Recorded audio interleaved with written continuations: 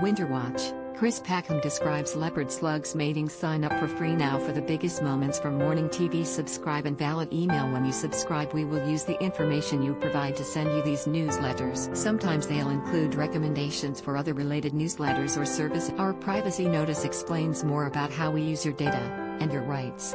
You can unsubscribe at any. Is known on screen for his love of nature as he presents as part of Winter Watch. Amid the second phase of high-speed rail network HS2 being given the green light, the presenter has highlighted to his 453,000 followers on Twitter of the effect the project could have on its surround. The wildlife conservationist said, and here's the second. HS2, next phase of controversial rail network gets billions of pounds, tons of carbon, dead trees, birds, bats and badgers. So much for all their posturing about a green economy. Greedy more like. The latest phase of the project sees the work from the West Midlands to crew given the green light. In response to the presenter's post, many shared Chris' frustration. One fan wrote, "This terrible project needs to brought to the notice of the." I've spoken to people who don't even know what HS2 is. It seems like it's only those on SM that know any. Sick, another added, "I don't get it, just to arrive somewhere 20 minutes earlier, a cruel and ridiculous sacrifice for the benefit of a tiny." A third echoed, "Totally devastated news. We are destroy everything on this innocent." These people are so pathetic and die greedy. Others have since disagreed with Chris, with one adding, "It's super painful to say this as I greatly admire you, but I think on this you're wrong." Another agreed, "Fantastic news. Now let's press on and get this wonderful project." Earlier this year, Chris warned of the implications HS2 could have on the surrounding wildlife. Celebrating the new year on Twitter, he shared a video, saying, "Happy New Year."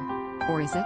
Imagine you're a dormouse curled up in your little leafy nest asleep waiting for the or perhaps down in you set, resting until the weather gets a bit better so you can come out and forage. Or maybe, you're a bat hanging up, hibernating in your roost, again looking forward to those bright sunny days where insects will fly in the sky, and you can fly out too and feast upon them. Well, you might be able to do all of that, but not if you're a dormouse, a badger, or a bat in the way of HS. He went on to talk of the number of areas the project would affect, adding, "This project is going to plow through 108 ancient woodlands, 33 sites of special scientific interest, 21 local nature reserves, 693 local wildlife sites and 18 wildlife trust reserves." At the time, many users responded as they highlighted how many industries have adapted to working from home amid the. One wrote, "Quite.